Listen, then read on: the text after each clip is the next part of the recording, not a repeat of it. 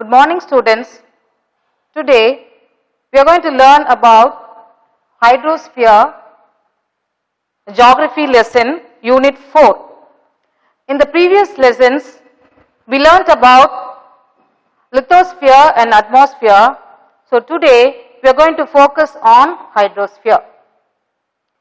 Already we know that the earth is composed of 4 spheres: lithosphere, atmosphere, hydrosphere.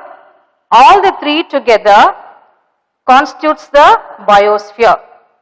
And earth is called as the blue planet because only on the earth we have abundance of water. In the solar system, the earth is called as a unique planet because water is found only on the earth. So today we are going to focus on the importance of water, nature, uses, distribution of fresh water and salt water, relief features of the ocean floor.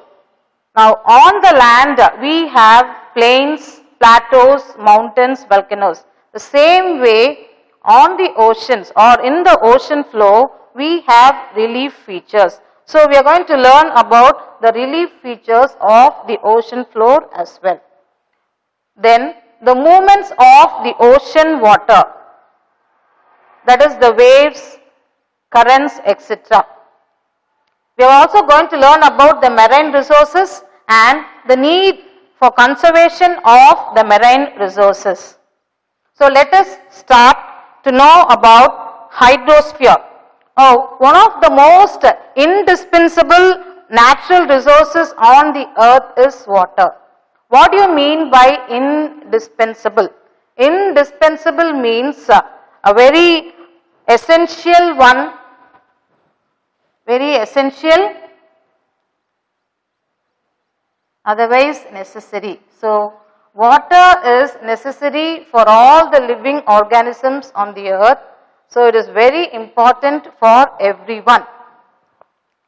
And the earth holds abundance of water, so earth is also called as a blue planet. And on the earth we have different 2 types of water, that is fresh water and salt water.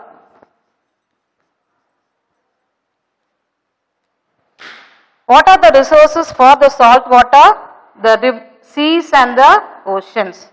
Fresh water constitutes the rivers,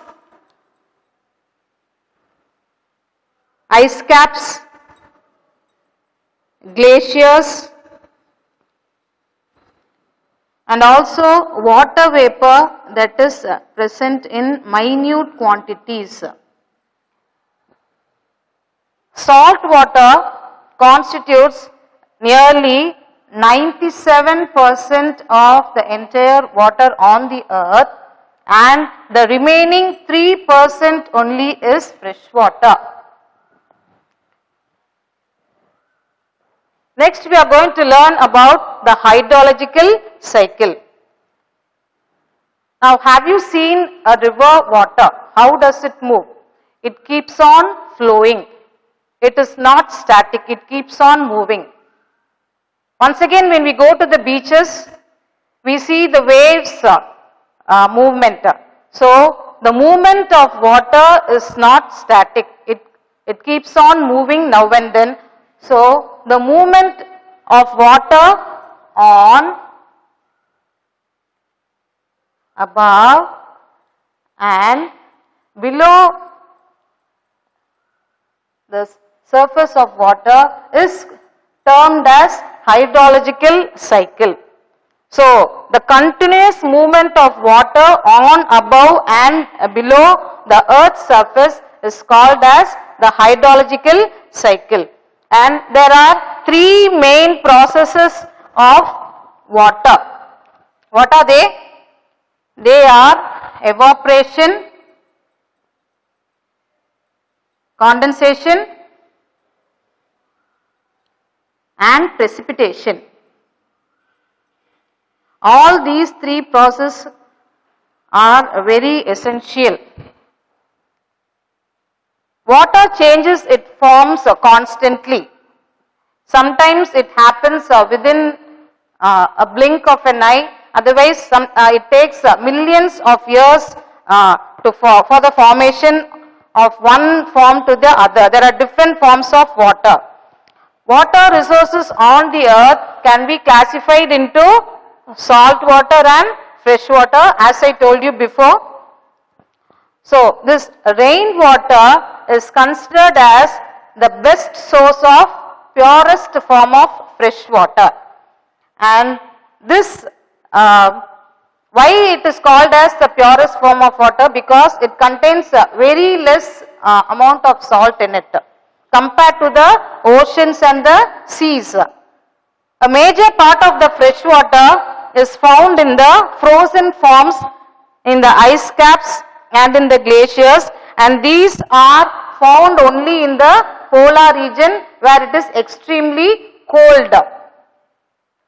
Apart from that, in the liquid state, we have rivers and lakes. It is a form of fresh water. Apart from that, we have groundwater, otherwise aquifers, that is the rainwater is trapped in the ground under the surface of the earth, and it is stored there, and the human beings dig it and use it for their own purpose. So this is called as groundwater. So these are the different sources of fresh water. So we have the rivers, ice caps, glaciers, then we have the groundwater. All these are the sources of fresh water, and this fresh water is found only 3% on the earth. Now we know the earth is divided by the equator into two halves.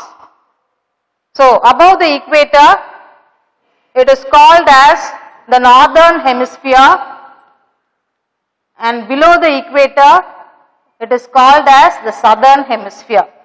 Now when you see the map of the world, we can see that most of the continents are concentrated in the northern hemisphere, and all the seas and the oceans are in the southern hemisphere.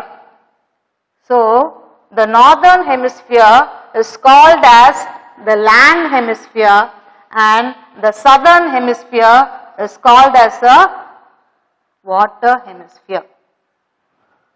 Most of the continents are concentrated in the northern hemisphere.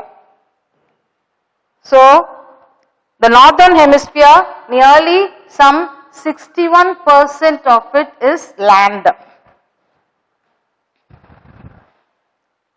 Oceans and seas are considered as the bowl of natural resources.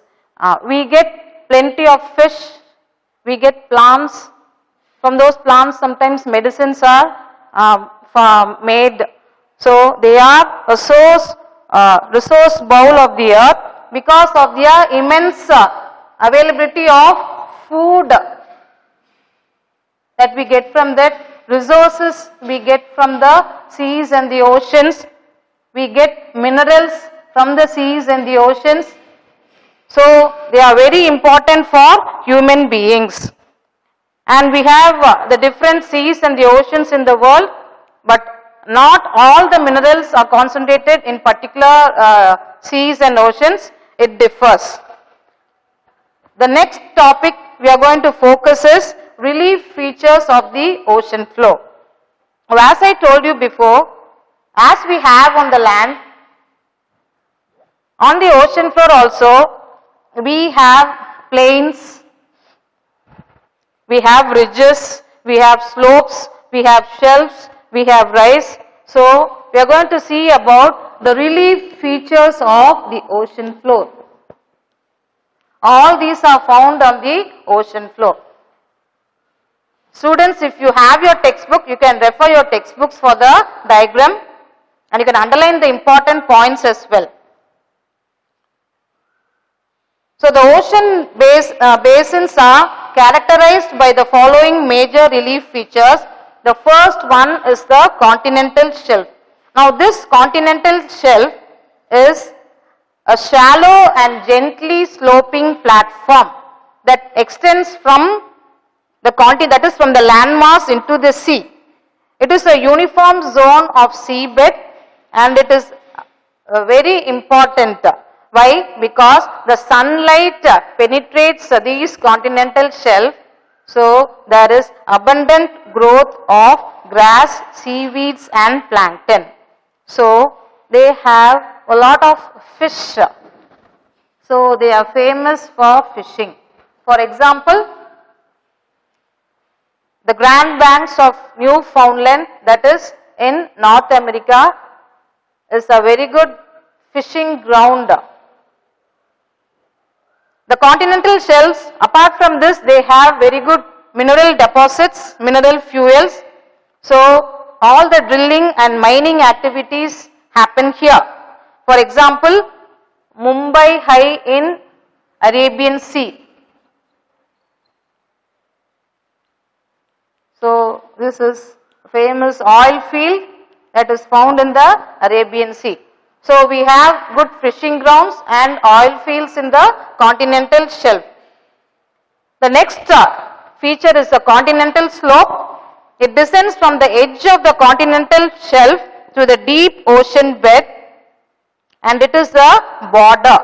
This zone is free from all the deposits because it starts becoming very steep as it goes down. So here only we have all the canyons and trenches, very deep. All the canyons and trenches we have here. So temperature is freezing because sunlight cannot penetrate. So aquatic life has very slow rate of metabolism. The next one is the continental rise. It is gently sloping layer of sediments which merge into the deep sea floor, and here we have the abyssal plains. Like the land, here we have the alluvial fans as we have on the lands because of all the deposits that is carried. The next one is the deep sea plains, otherwise called as the underwater plains.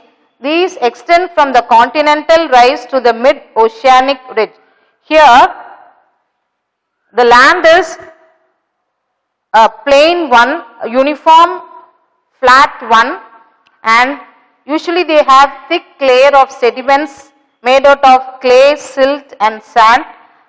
All these are brought about by the rivers. The rivers carry all this and they deposit it in the seas and the oceans. And in the deep sea plains, we have the abyssal hills, sea mounds, corals, etc. The oceanic deeps are the deepest part of the ocean and they occupy nearly some 7% of the total relief of the ocean floor.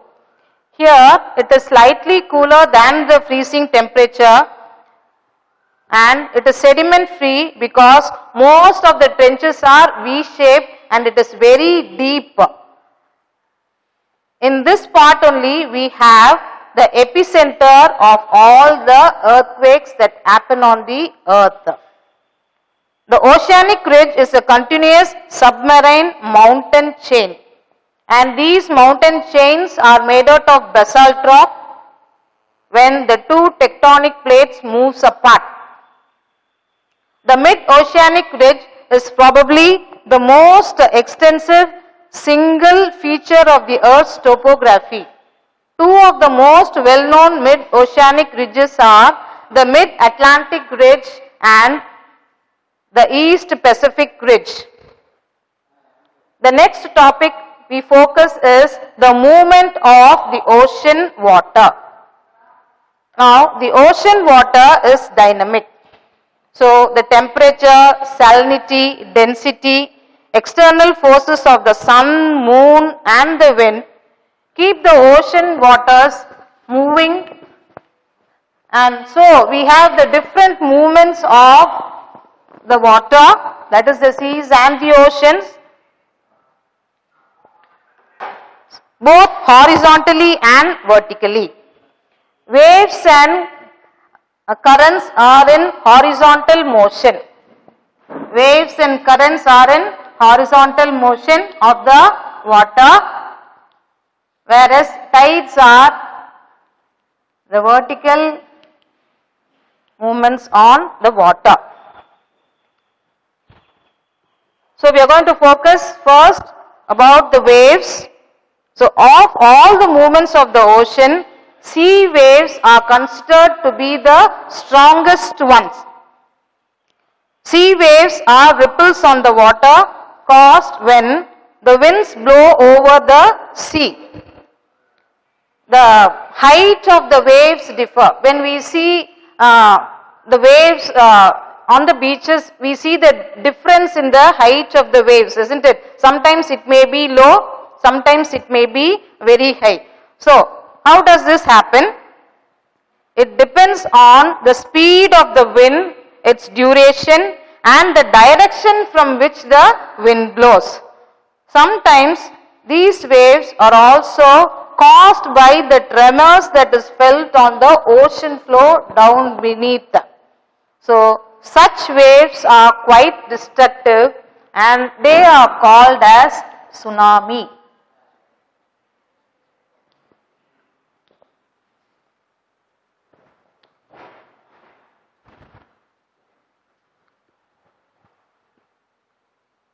The next, that is the vertical movement of the water is the tides, and we have the low tides and the high tides. We might have heard about the low tides and the high tides. Now what is this low tides and the high tides now? So we have the different movements here.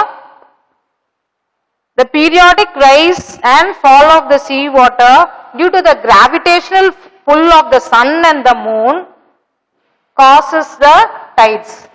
So we have the earth, we have the sun in the center, the earth revolves around the sun and the moon is the satellite of the earth that revolves around the earth. Once in 15 days, we have the new moon, that is the Amavasya. Otherwise, we have the full moon, that is called as a Paurnami. Because of this, we have two types of tides, that is spring tides and neap tides. How does this happen? Because of both the gravitational pull of the sun and the moon. Both the gravitational force of the sun and the moon, there is some movements of the ocean water and the sea water, that is called as the spring tide and the neap tide. When the sun, moon and the earth are aligned in the same line, you can see in the figure, they are aligned in the same line, the collective gravitational pull of the sun and the moon on the earth's water is very strong there. Okay, it strengthens to form a high tide. So the spring tide is a very strong one. So it is a high tide there now.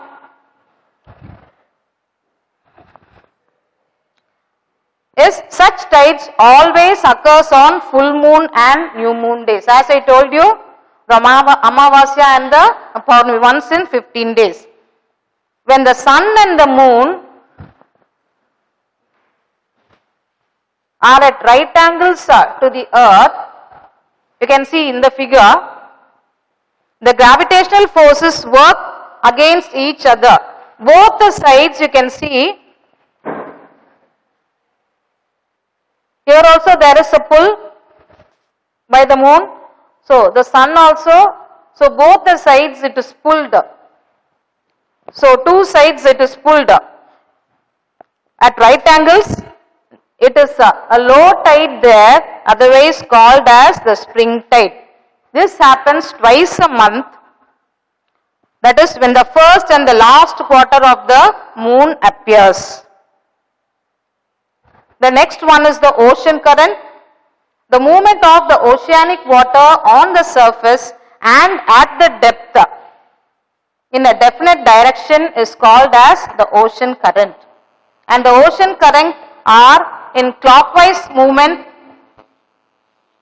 in the northern hemisphere and in the anti-clockwise movement in the southern hemisphere. You can see I have drawn that. So ocean currents are in clockwise motion in the northern hemisphere and in the anti-clockwise motion in the southern hemisphere. Now what are the factors that generate these ocean currents? This movement of oceanic water on the surface and sometimes in the depth and in a particular definite direction, always it will be in a definite direction. That is because of the earth's rotation. Now you know what is the revolution of the earth? The earth moves around the sun, that is called as the revolution. Rotation means the earth rotates on its axis. So we have the earth here, it rotates on its axis. So that is a reason for the ocean currents, the prevailing winds, the difference in the temperature of the ocean water and the salinity of the oceans. Now what do you mean by the salinity of the oceans? The rivers carry all the minerals and deposits in the seas and the ocean. Now based on the mineral content of the seas and the ocean, the salt content is calculated. So the salt content is called as the salinity of the oceans or the seas. It may differ. Some seas and oceans, they have less amount of minerals, so they have less salinity. Some seas and oceans, they have lot of minerals in them, they may be very salty. So on the basis of temperature, ocean currents are divided into warm currents and cold currents. Now on the earth we have the different oceans. You can see it in your map given in page number 198, major ocean currents of the world. So the movement of ocean currents from the high latitude towards the low latitudes is called as the cold current. For example, in the Atlantic Ocean we have Labrador cold current and Peruvian cold current in the South Pacific Ocean. And we have the warm current in the North Atlantic and in the Gulf Stream.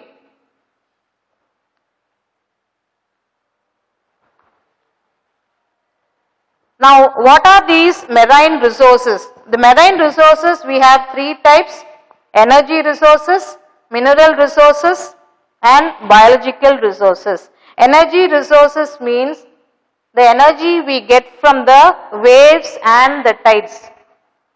Mineral resources, petroleum, natural gas, all the minerals we get in the ocean beds. Biological resources, we have the fishes, plankton, the seagrass and the corals. So all these three, energy, mineral and biological resources, are the examples for the marine resources, and they are very important for human beings. So they are at the bottom of the water, that is why they are called as the marine resources. They are both biotic and abiotic resources, and these oceans play a vital role in sustaining the needs of the society. Now because of the increase in the population, human beings have resorted to all the other resources. For example, tidal energy and wave energy. So marine resources play a very important role because there is a demand for energy. So it has been on the increase, so we depend on the marine resources. Now how to conserve all these marine resources? Now oceans are the lifeblood of planet Earth and mankind. The humankind depends on the oceans for the variety of resources for its survival. So that is the mineral resources or marine resources we can tell. They are very important for the economic prosperity, social well-being and the quality of life. The oceans have very good deposits of minerals, that is petroleum, and they also help in generating energy, that is tidal energy and wave energy. And apart from that, oceans and seas provide very good ports and harbors, so they help in trade activities. In turn, the economy of a country is on the increase. Apart from that, if we have a very good sea coastline, it is a very good spot for tourist centers. So coastal tourism also attracts the people around the world, thereby it contributes to the economy of the country. In Australia, we have the Great Barrier Reef,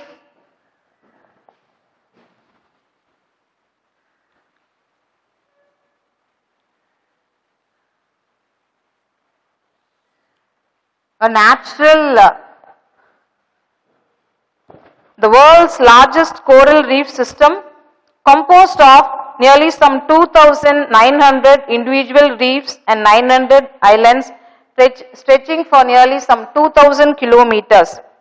The reef is located in the Coral Sea off the coast of Queensland, Australia. This Great Barrier Reef can be seen from the outer space. This is one of the most biologically diverse place on the planet. These coral reefs are built by billions and billions of tiny organisms called coral polyps.